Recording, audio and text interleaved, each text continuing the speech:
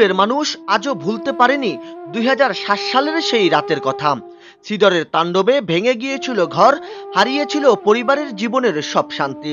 সেদিন ভোরে সমুদ্রের পাড়ের গ্রামগুলোতে দেখা গিয়েছে শুধু লাশ আর কান্না। হাঁস মুরগি ছাগল গরু বাবা শাপলার ফুলের মতন বাঁচতে আছে।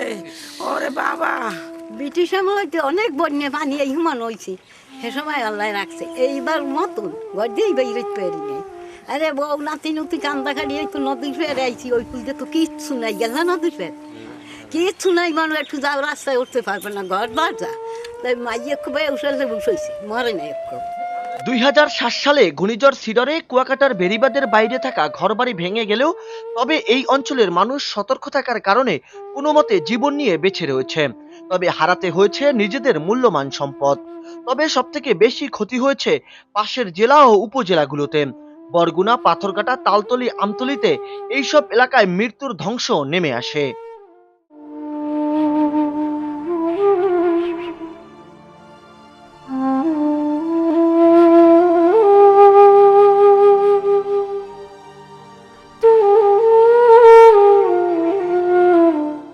উপকূল বিপর্যয় যখন চারদিকে লাশ আর আত্মনাদ, তখন বিনা বেতনে মানুষের মরদেহ দাফন করে আসছেন জলিল ভিডিপি।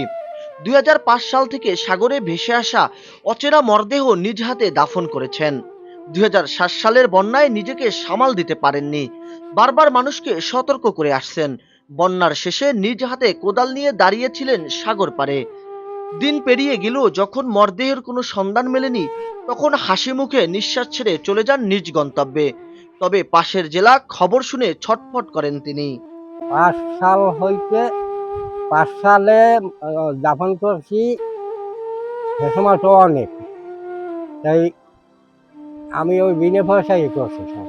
ভয় লাগছে, ওদিকে দেখছি পূবের দিকে দেখছি যে আগুনের গোলার মতো ওরে, এই দেখতে খুব ভয় লেগে গেছে। এর আগে ঘরের ভিতরে গিয়েছিলাম, এই ওই আগুনের গোলার মতো দেখছি, ঘরের গুনে নামতে দেখি চাল মাল কাপড় রয়ে গেছে। এই আমরা রাস্তার ঘর তুলে গেছি। 7 সালে মানুষ খুব সতর্ক ছিল, সিগন্যাল হচ্ছে, খবর পাইছে, সব মানুষ ঝাড়া হয়ে গেছে। এই জন্য মানুষ খুব কম মারছে ওই সময় আর কি সাতটা দাফন করছে। আজ 15ই নভেম্বর সিডর দিবস।